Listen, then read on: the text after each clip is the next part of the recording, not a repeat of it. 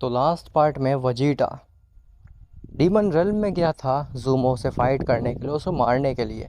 लेकिन Dario Vegeta को pendant पहना देता है, जिसकी वजह से वजीटा मॉर्टल रेल्म को डिस्ट्रॉय करने के पीछे पड़ जाता है।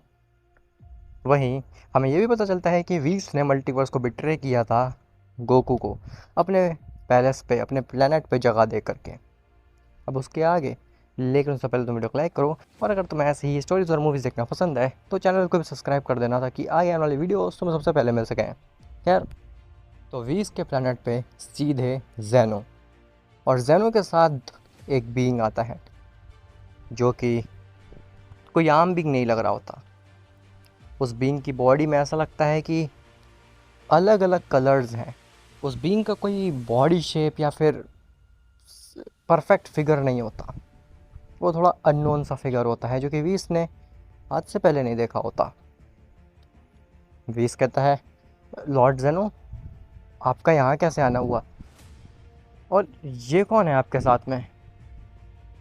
तो जेनो कहता है, वीस, मुझे पता है कि तुम जानते हो कि मैं यहाँ पे क्यों आया हूँ, और मैंने ये चीज़ तुमसे बिल्कुल भी एक्सपेक्ट नहीं की थी। मुझे पता है कि तुम गोकू को छुपा रहे हो अपने प्लेनेट पे। वीस कहता है, आपको कैसे पता? ये झूठ बात है, ऐसा हो ही नहीं सकता। गोकू है ही नहीं इस प्लेनेट पे। क्या आपको की सेंस हो रही है उसकी? जेनो कहता है, हाँ वीस, तुम ग्रैंड प्रिस्ट को बेवकूफ़ बना सकते हो, लेकिन मैं एक ओमनीपोटेंट हूँ, और ये अपर गॉड है।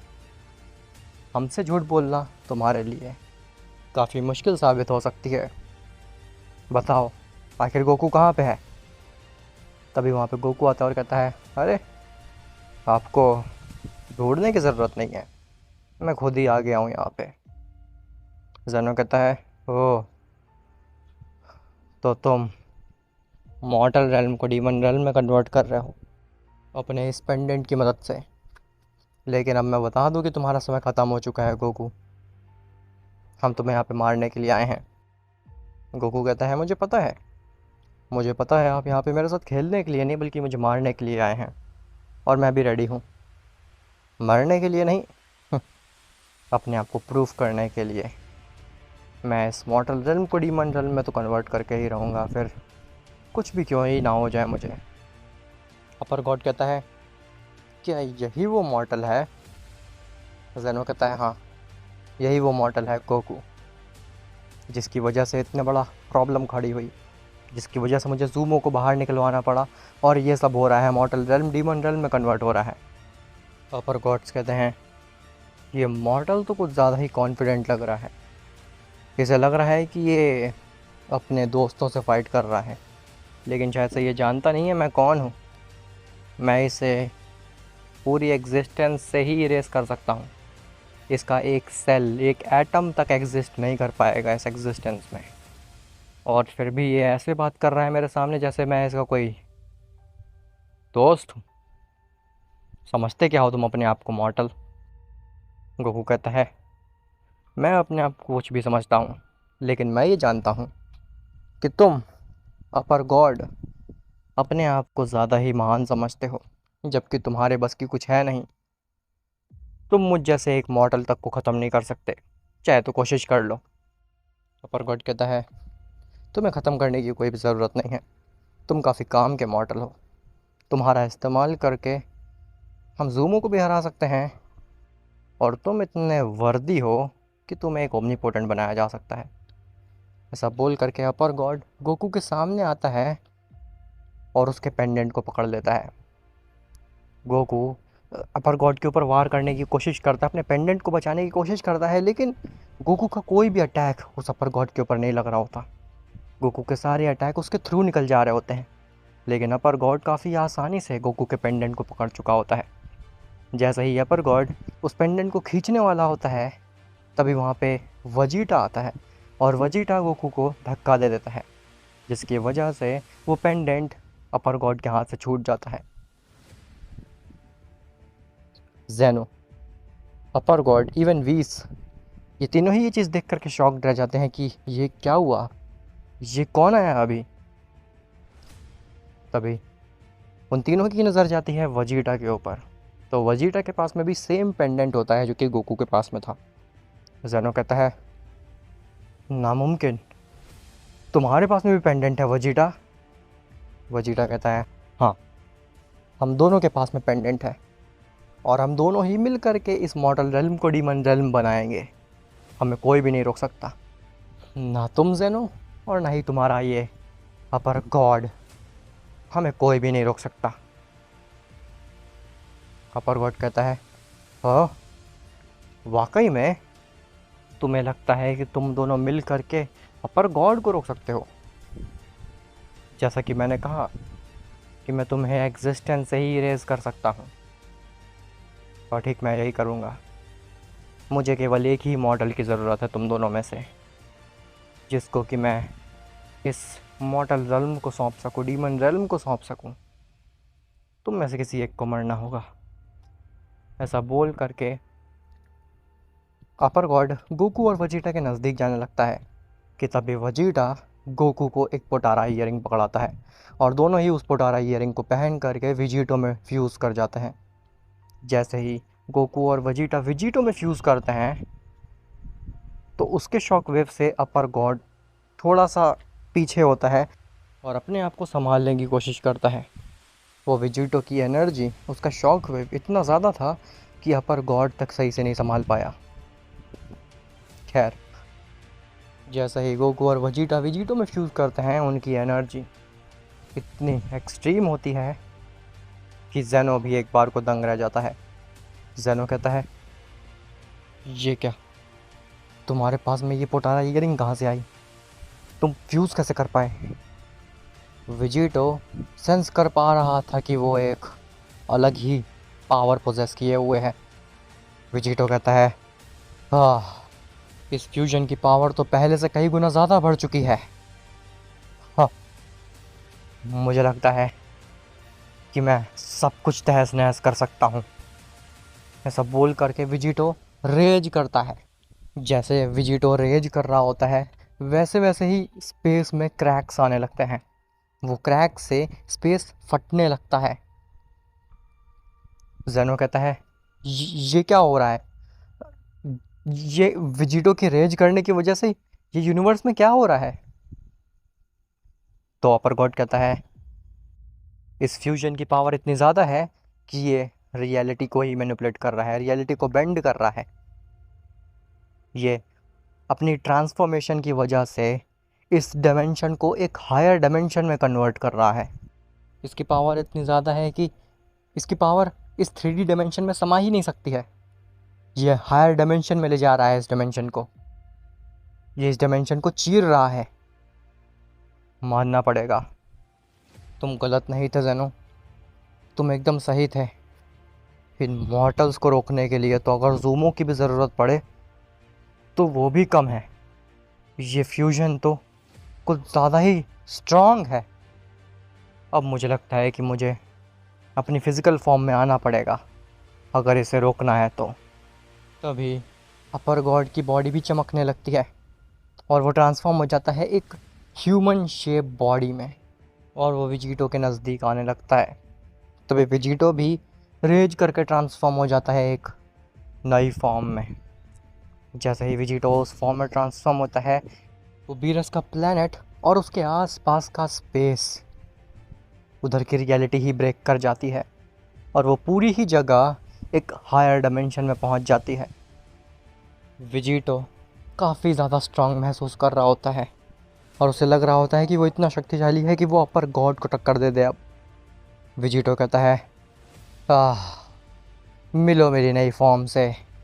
इस फॉर्म का नाम है true dark omen king instinct. और अपर गॉड, याद रखना इस नाम को, क्योंकि यही फॉर्म तुम्हारा आज खात्मा करने वाली है और एक नई हिस्ट्री लिखने वाली है, एक नया एग्जिस्टेंस बनाने वाली है। ऐसा बोल करके विजिटो अपर गॉड के ऊपर वार करता है। अपर गॉड विजिटो को रोकता है और उसके गट में एक ज़ोरदार किक मारता है, जिससे कि विजिटो थोड़ा सा पीछे हो जाता है। अपर गॉड कहता है, ये तो तुम केवल ख्यालों में कर सकते हो। जिसके बाद अपर गॉड जाता है विजिटो की तरफ वार करने के लिए, और विजिटो भी सेम वही करता है जो कि अपर गॉड ने किया। विजिटो अपर गॉड के अटैक को काउंटर करता है और उसके गट में एक ज़ोरदार किक मारता है, जिससे कि अपर गॉड भी थोड़ा सा पीछे हो जाता है। जिसके बाद विजिटो और अपर गॉड दोनों ही एक दूसरे की तरफ आते हैं काफ़ी स्पीड से, और उन दोनों के पंचेस क्लैश कर जाते हैं। जैसे ही उनके पंचेस क्लैश करते हैं तो बीरस का प्लैनेट वीज के साथ में इवेपोरेट हो जाता है, एग्जिस्टेंस से ही मिट जाता है। इवन उस पंच के शॉकवेव से जेनो भी काफ़ी दूर चला जाता है। जिसके बाद में विजिटो और अपर गॉड के बीच में काफ़ी सारे पंचेस एक्सचेंज होते हैं। कुछ पंचेस विजिटो अपर गॉड को मारता है और कुछ अपर गॉड विजिटो को, और उनके इसी क्लैश की वजह से, पंचेस के एक दूसरे के ऊपर वार करने की वजह से, वो डायमेंशन भी उनकी पावर्स को नहीं सह पा रहा था। वो डायमेंशन भी धीरे धीरे ब्रेक होने लगता है। उनकी पावर्स इतनी ज़्यादा थी कि हायर डायमेंशन भी उनकी पावर्स को ना सह पाए। तभी विजिटो एक वॉइड क्रिएट करने की कोशिश करता है जिसके अंदर अपर गॉड स्लो हो जाए और विजिटो की स्पीड काफ़ी ज़्यादा बढ़ जाए। लेकिन अपर गॉड इस चीज़ को काउंटर करने के लिए अपना एक वॉइड क्रिएट कर देता है, जिसकी वजह से विजिटो की स्पीड स्लो हो जाए और अपर गॉड फास्ट हो जाए। और अपर गॉड का जो वॉइड होता है वो ज़्यादा इफेक्टिव होता है। विजिटो के वॉइड के सामने अपर गॉड का वॉइड कुछ ज़्यादा ही पावरफुल था। अपर गॉड फास्ट हो जाता है और विजिटो स्लो हो जाता है। विजिटो अपर गॉड के ऊपर वार करने की कोशिश करता है, लेकिन अपर गॉड इस बार विजिटो के सारे अटैक को इजीली डॉज कर लेता है। अपर गॉड कहता है अब समय आ चुका है ये सब ख़त्म करने का। ऐसा बोल करके अपर गॉड विजिटो के ऊपर बिना रुके नॉन स्टॉप पंचेस किक सब कुछ मारने लगता है, वो भी बिना होल्ड बैक किए अपनी पूरी पावर से, ताकि विजिटो ख़त्म हो सके, पूरी तरीके से इरेज हो सके।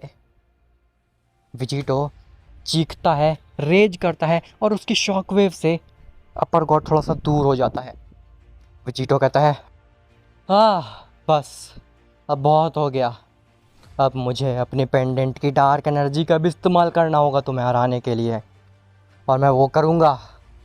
तुम्हें हराने के लिए, तुम्हें रोकने के लिए जो चाहे लगे मैं वो करूँगा।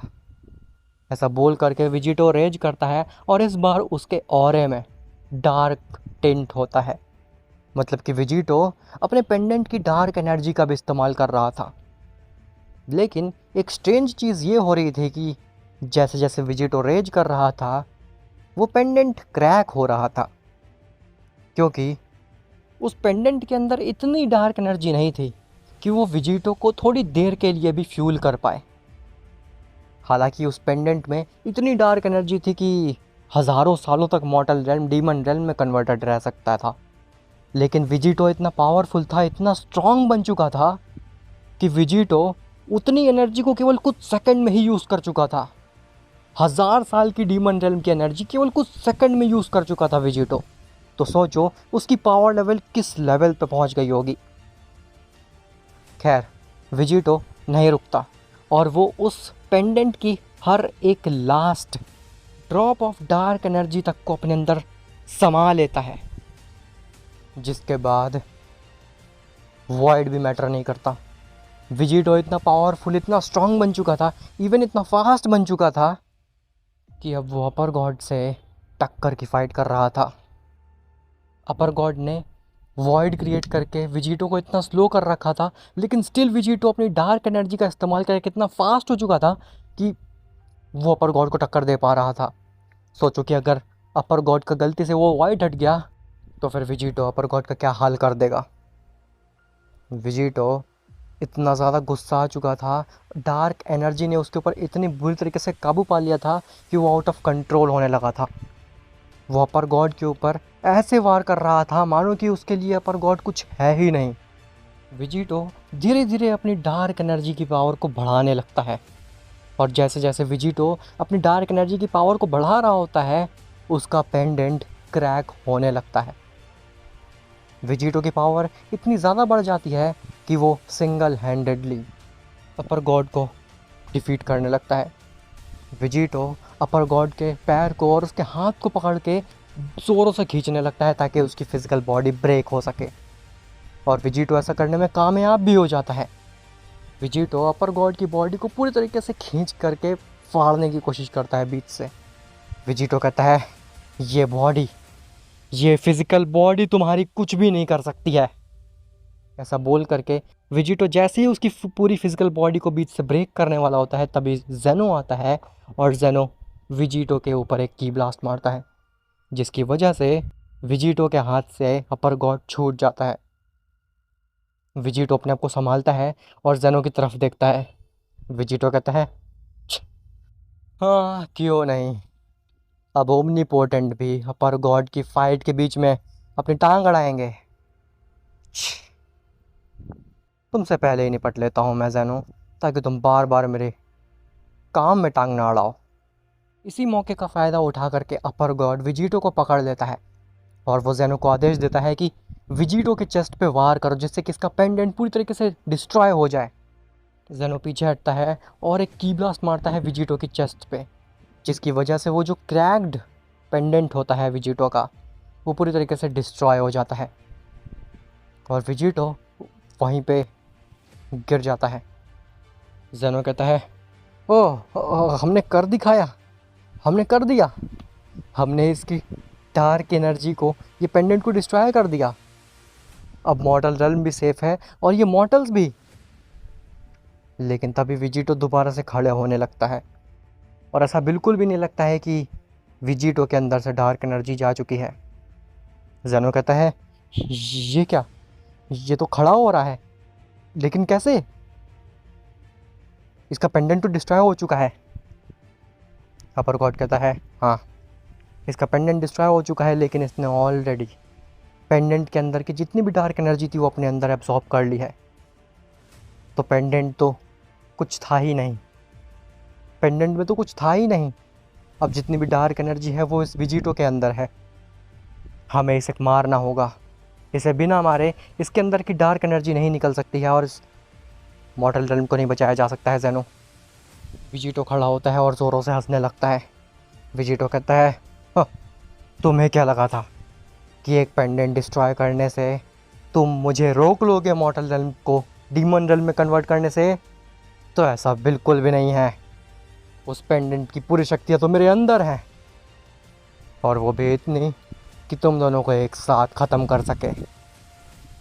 तभी अचानक से जेनो और अपर गॉड दोनों ही एक साथ वार करते हैं विजिटो के ऊपर, लेकिन विजिटो रेज करके उन दोनों को ही दूर धकेल देता है और विजिटो अब पहले से भी ज़्यादा रेडी होता है। और तभी वहाँ पे ज़ूमो भी आ जाता है। अब ज़ूमो और विजिटो ये दोनों हैं अपर गॉड और जेनो के अगेंस्ट में। अगर अपर गॉड और जेनो मर गए तो फिर ना ही केवल मॉर्टल रेल्म बल्कि ज़ूमो पूरी एग्जिस्टेंस पे राज करेगा और पूरी एग्जिस्टेंस को डीमन रेल्म बना सकता है। इतना पोटेंशियल उसके अंदर आ जाएगा। और अगर जेनो ने अपर गॉड के साथ मिल करके विजिटो और ज़ूमो को रोक लिया तो फिर जेनो एक स्ट्रॉन्गेस्ट मॉर्टल विजिटो को और गोकू वेजिटा को खो देगा, लेकिन वो अपने मॉर्टल रेल्म को बचा लेगा। अब ये सब तो तुम्हें नेक्स्ट पार्ट में ही पता चलेगा, लेकिन जो भी होगा वो काफ़ी इंटरेस्टिंग होगा। शायद से नेक्स्ट पार्ट इस सीरीज़ का लास्ट पार्ट भी हो। अब क्योंकि ये सीरीज़ बोरिंग होने लगी थी तो फिर अब समय आ चुका है इसको यहीं पे एंड करने का और एक नई इंटरेस्टिंग स्टोरी को स्टार्ट करने का। तो उम्मीद करता हूँ तुम्हें आज की वीडियो अच्छी लगी होगी। मिलते हैं तुमसे नेक्स्ट पार्ट में, तब तक के लिए बाय बाय।